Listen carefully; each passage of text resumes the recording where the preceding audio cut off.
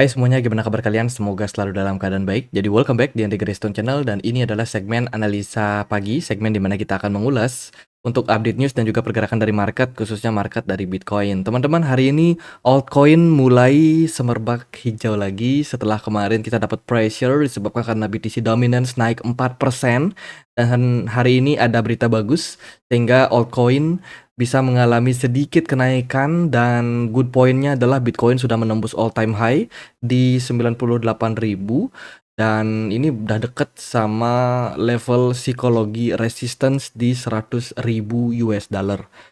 Great teman-teman, di bulan November ini market lumayan bullish khususnya untuk Bitcoin dan semoga ini nanti bakalan menular ke altcoin karena kalau kita perhatikan altcoin sebenarnya belum terlalu naik tinggi ya.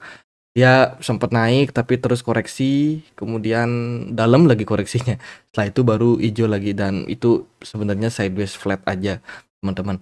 Hanya beberapa altcoin saja yang mengalami trend rally. Oke, kita akan bahas hari ini ada berita apa saja dan ya apa yang menyebabkan market bisa sehijau ini ya di perdagangan hari ini. Teman-teman, kita akan mulai pembahasannya seperti biasa dari kalender ekonomi. Jadi kemarin kita dapat beberapa sentimen data, khususnya untuk data initial jobless claim kemarin mengalami tren kenaikan, artinya jumlah klaim penganggurannya naik. Lalu ada data penjualan rumah lama yang cenderung masih lesu, teman-teman. Jadi industri properti di Amerika Serikat belum berkembang saat ini ya. Kalau kita perhatikan juga hari ini kita akan dapat beberapa sentimen data. Ada Fed balance sheet Amerika Serikat, kemungkinan pasti turun. Teman-teman, makin turun Fed balance sheet, makin sedikit uang yang beredar, otomatis buat naikin market akan makin berat. Akan ada market yang dikorbankan ya, dan kita akan lihat nanti seperti apa inflow dari pasar. Kemudian kita juga akan dapetin data core retail sales untuk Inggris, kemudian juga dari Uni Eropa akan ada Eurozone PMI Services. Dan juga dari Amerika Serikat akan ada data manufacturing PMI. Beberapa data ini mungkin akan memberikan impact terhadap dolar. Kita lihat dulu sekilas gimana kondisi dari pasar.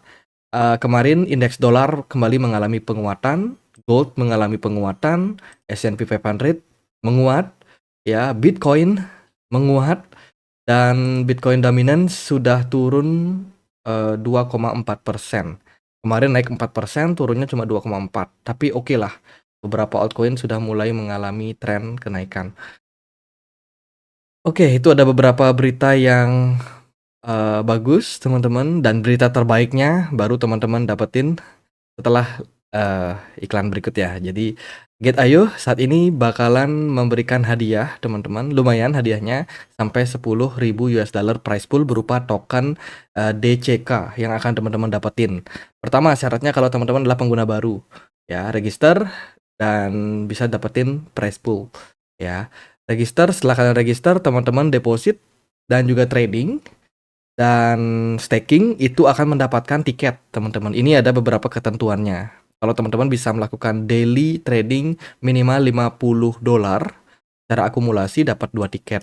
Nah, tiket-tiket ini nanti teman-teman bisa kumpulin dan bisa teman-teman tukarin dapat reward. Melakukan akumulasi token ya DCK juga dapat reward. Terus melakukan trading di perpetual market, di futures bisa dapat reward, invite teman juga bisa dapat reward, dan reward-reward lainnya yang bisa teman-teman menangin. Token MLP juga bisa teman-teman staking saat ini. Nah, siapa nih yang udah dapat airdrop kemarin? Nah, depositkan di Get.io, staking, rewardnya lumayan. Teman-teman bisa teman-teman nikmati sampai 9 hari ke depan dengan APR tidak besar ya, 1,38, which is ini artinya token tidak akan terlalu inflasi. Jadi menurut saya ini bisa jadi salah satu token yang pergerakannya lumayan bagus ke depannya. MLP ya, jadi itu dan beberapa token startup mining lainnya bisa teman-teman dapetin juga. Ada AAX, PGC, Honey, CLND, kemudian Cyrus dan juga Nico. Saat ini memberikan APR yang sudah dinaikkan. Oke, berita terbagusnya apa? Pertama adalah pernyataan resmi dari SEC, US Securities and Exchange Commission ya. SEC Gary Gensler to depart agency on January 20. Jadi berita terbaru adalah tanggal 20 Januari Gary Gensler resmi akan mengundurkan diri dari jabatannya sebagai SEC Chair. Chairman, teman-teman. Dan ini dikonfirmasi juga oleh SEC lewat Twitter dari Gary Gensler ya, yang mengatakan dia akan pensiun di tanggal 20 Januari 2025 ya dari jabatan SEC Chairman. Jadi ini sudah resmi, sudah sah. BTC Dominance langsung turun dan market berpesta ya untuk altcoin. Setelah kemarin mendapatkan selling pressure yang lumayan signifikan. Jadi good point, semoga kedepannya regulasi lebih pro terhadap kripto, khususnya untuk altcoin.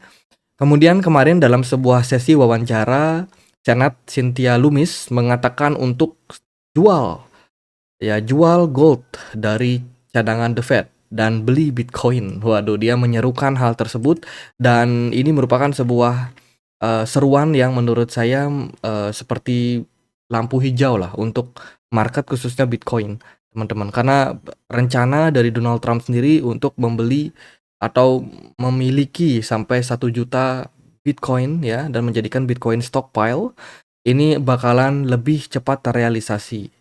Gold kemungkinan akan dikorbankan. Ya, Federal Reserve Gold ini bakalan dijual beberapanya untuk digantikan dengan Bitcoin gitu. Dan ini menurut saya menjadi sebuah berita yang sangat positif untuk pasar. Lalu crypto industry jockey for seat at Trump promise council. Jadi ini berita terbaru di mana Trump saat ini sedang melakukan sayembara mencari orang-orang untuk mengisi posisi-posisi strategis di kementerian, termasuk juga di departemen-departemen yang dibikin oleh Donald Trump.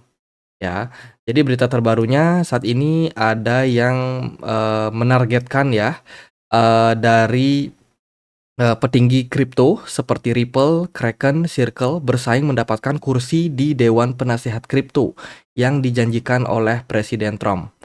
Jadi saat ini bakalan banyak sekali teman-teman berita-berita berbau politis di mana Donald Trump ini akan memilih siapa kira-kira yang akan menjadi pengisi-pengisi posisi strategis yang berhubungan dengan kripto. Kripto bakalan dibikin volatile dalam jangka waktu pendek ya. Mungkin trennya bakalan masih tetap growth sampai Januari nanti ketika menjelang Donald Trump dilantik.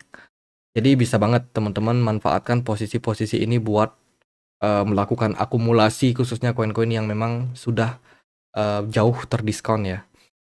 Itu data dari Soso Value kemarin menunjukkan ada inflow yang lumayan banyak masuk dari beberapa produk Bitcoin ETF.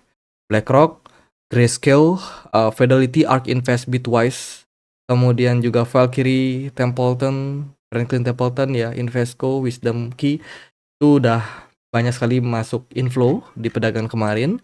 Dan kalau kita lihat dari Ethereum spot ETF kemarin ada outflow. Elon Musk and Vivek Ramaswamy ya itu launch untuk Doge Cash. Jadi ini kayak apa podcast ya teman-teman.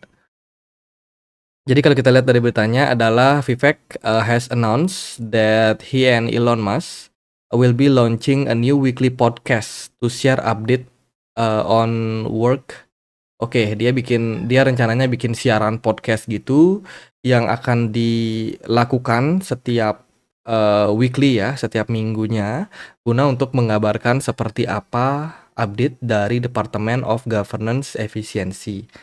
Gitu, dan ini bakalan menjadi salah satu tempat nih untuk kita bisa mendapatkan informasi-informasi yang cukup menarik seperti apa perkembangan dari adopsi atau arah kebijakan yang akan dilakukan oleh pemerintah Trump ke depannya.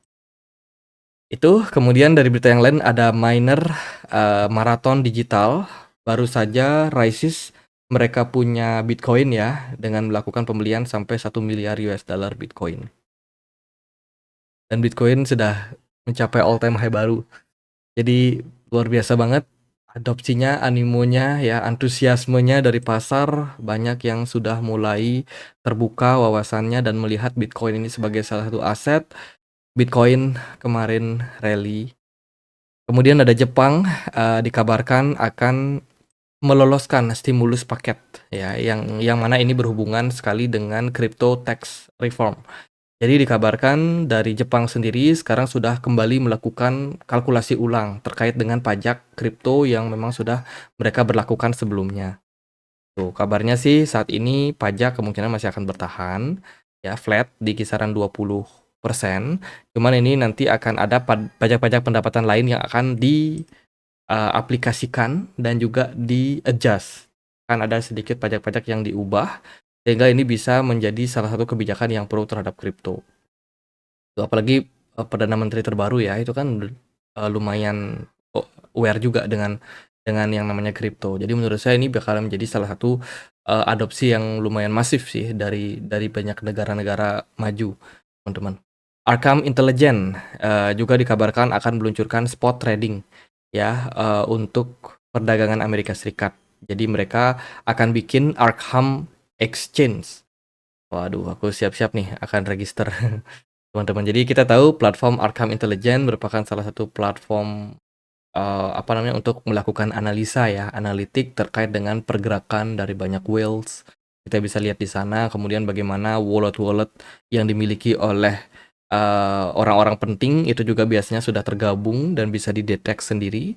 Dan menurut saya kalau Arkham bikin exchange, kalau itu bisa memberikan informasi kayak apa namanya, bagaimana berita-berita terbaru, kemudian bagaimana pergerakan dana, ya kan inflow dari market di aplikasinya, itu menurut saya bisa menjadi salah satu hal yang menarik sih untuk kita para trader, para investor bisa mendapatkan informasi yang sangat-sangat lengkap gitu. Jadi semoga sih nanti spot exchange-nya bisa sangat-sangat bagus ya. Kemudian Bitwise dikabarkan register untuk Solana ETF in Delaware. Jadi ini berita terbaru di mana Solana saat ini sudah berhembus lagi ya, sebuah katalis terbaru setelah kemarin SEC memberikan approval Bitcoin dan juga Ethereum ETF. Sekarang giliran Solana yang dikabarkan bakalan banyak mendapatkan minat dari pasar. Selain Solana sih ada beberapa ya kemarin kayak XRP juga masuk tuh teman-teman. Semoga sih nanti yang memegang kendali atas SEC atau CFTC bisa memberikan hal yang terbaik untuk kripto. Phantom Wallet juga dikabarkan sudah menjadi top trending, bahkan mengalahkan WhatsApp dan juga Instagram di iPhones apa sih namanya? iPhones App Store ya, teman-teman. Dan ini merupakan berita yang bagus di mana artinya adopsi dari pengguna iPhone terhadap Solana, ya Phantom kan support Solana ekosistem ya. Itu mengalami tren kenaikan. Jadi ini good point untuk jaringan Solana. Ton dan juga Metis akan listing di Bithumb. Siap-siap. Biasanya Bithumb dan juga apa namanya Upbit ya, itu adalah exchange dari Korea Selatan yang sering nge-pump token. Itu bisa dipantau dua token ini. Siapa tahu dapat momentum. Dan juga ada Sui Network dikabarkan sudah apa namanya sudah top. Artinya dia macet, jaringannya macet ya selama 2 jam. Ini berita negatif untuk Sui ya, dikabarkan katanya transaksi blockchain-nya tidak berjalan kurang lebih 2 jam dan ini merupakan sebuah sentimen negatif untuk Sui Network, teman. Mungkin karena adopsi Sui saking lama, saking banyaknya ya, jadi sekarang mereka mengalami permasalahan. Nah, Sui Network sering disebut sebagai Solana killer. Dulu juga Solana seperti itu. Solana sering shutdown tiba-tiba dan akhirnya mereka terpaksa harus melakukan perbaikan waktu itu dan sekarang Solana bisa dibilang menjadi salah satu blockchain yang tertinggi lah untuk adopsinya, bahkan sudah bisa melampaui Ethereum, termasuk Ethereum layer kedua. Dan itu menurut saya menjadi sebuah hal yang dinamis terjadi di market kripto. Jadi tidak serta-merta project yang awalnya kayak negatif ya kan, itu terus-terusan negatif. Mereka ada orang-orang hebat di belakangnya yang bisa tetap kompetitif, tetap bisa melakukan improvement terhadap jaringan. Semoga Sui juga bisa mengikuti hal tersebut, hal yang dilakukan oleh Solana sebelum. Oke, aku nggak berani banyak komen karena Bitcoin sekarang sudah all time high. Takutnya nanti bisa menyebabkan FOMO untuk banyak orang ya. Saat ini pergerakan Bitcoin benar-benar growth, benar-benar rally, sangat signifikan. target terdekat saya untuk Bitcoin masih sama karena dia sudah berhasil menembus 90.000, maka next target adalah 110.000 sebagai next level resistance untuk Bitcoin. Jadi ya pertama dia harus tembus dulu sih resistance psikologis di kisaran 100.000 US dollar, teman-teman. Dan itu area supportnya agak dalam di 90.000. Kalau teman-teman mau masuk agak riskan untuk Bitcoin, cuman untuk holder jangka panjang masih oke. Karena kita lihat Marathon Digital aja berani melakukan akumulasi Bitcoin di harga sekarang. Kemarin juga MicroStrategy beli Bitcoin di kisaran 90 ribuan something gitu. Jadi kalau yang mau long term holder untuk Bitcoin, harga sekarang masih sangat ideal untuk masuk. Tapi itu teman-teman hold ya 10 tahun, 8 tahun, yang aku yakin nggak semua orang siap dengan hal tersebut. Ya mayoritas pasti pengennya cepat. Kalau mau cari yang cepat dengan resiko yang harus teman-teman pertimbangkan juga ya di altcoin.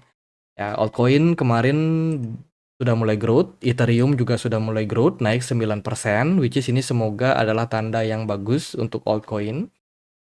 Smart money di Ethereum juga sangat bagus. Kemudian beberapa altcoin kayak Solana itu juga sudah mengalami tren kenaikan yang lumayan. WLD masih sideways, Ton Telegram masih sideways. Kemudian Manta growth 13% hari ini masih sideways. Ondo Finance pelan tapi pasti udah mulai growth. Kemudian Algorand ini kemarin dapat naik ya. Ini Algorand by the way udah breakout nih teman-teman dari pola triangle-nya. Teman-teman bisa lirik Algorand buat yang kehabisan atau kebingungan ya mau beli apa. Cardano juga baru saja breakout. Ini juga merupakan sebuah pola yang menarik, teman. Jadi bisa di watchlist si Cardano, Algorand, kemudian tadi Manta bisa dipantau, Fed AI masih lesu juga bisa dipantau. Kemudian AAV juga masih oke, WLD, lalu kalau XRP gimana? XRP masih oke sih, cuman kalau XRP ini kadang-kadang sideways-nya dia kebangetan ya, lama banget. Jadi kalau teman-teman nggak sabaran, mungkin cari yang lebih dinamis. Tapi kalau yang sabar, XRP di $1 menurut saya masih oke sih, teman-teman. Sekarang harganya di 1,1 ya. Kemudian Litecoin, kemarin sudah ada halving ya, Litecoin. Tapi dia belum terlalu naik, boleh dipantau juga si Litecoin. BNB lama flat sideways, boleh dipantau juga. Kaspa masih oke, Kaspa ya masih mempertahankan tren kenaikannya, cuma sekarang volume smart money dari Kaspa agak rendah sih teman-teman. Jadi bisa dipikir-pikir lagi. Doge udah lumayan naik ya, dikit lagi dia capai all time high tuh teman. Semoga bisa ke $1. Ya itu sih, dan juga kripto-kripto lainnya ya. Menurut saya sih untuk posisi saat ini market masih early banget, sedang growth. Jadi peluang untuk cuan masih terbuka bagi teman-teman, apalagi Gary Gensler beritanya bakalan lengser, akan digantikan oleh kandidat yang lebih pro terhadap kripto. Donald Trump juga sudah mulai mencari kandidat-kandidat baru untuk mengisi posisi-posisi strategis. Siap-siap bisa menjadi sentimen yang bagus ke depannya. Cynthia Lummis juga sudah mengajak nih untuk departemen di Amerika Serikat kembali membeli Bitcoin dan juga meningkatkan cadangan Bitcoin-nya. Kemungkinan sih nanti aset-aset sitaan ya yang kemarin itu disita oleh Amerika Serikat ya kan, karena Silk Road misalkan, itu kemungkinan bakalan di stop penjualannya gitu. Jadi sebagai reserve dari dari Amerika Serikat sendiri, dan itu bisa menjadi sentimen yang bagus juga untuk kripto. Wah, ini tinggal nunggu Google Trend naik aja sih untuk statistik pencariannya terhadap kripto. Bakalan sangat-sangat menarik gitu. Jadi intinya adalah pertama jangan FOMO. Kalau mau beli altcoin, pertimbangkan tentang resikonya. Jadi serta-merta altcoin belum naik bukan berarti dia bakalan growth langsung ya. Kemungkinan yang sabar sih baru bisa cuan. Jadi gitu aja, biar nggak terlalu banyak yang FOMO. Semoga video kali ini bisa bermanfaat. Kalau teman-teman ada pertanyaan lain, ada koin lain buat dibahas, bisa banget tulis di kolom komentar channel YouTube ini. Kita juga ada komunitas diskusi di Telegram. Bagi yang mau join, linknya ada di kolom deskripsi video ini. Oke, sekian akhir kata saya Andre. Makasih.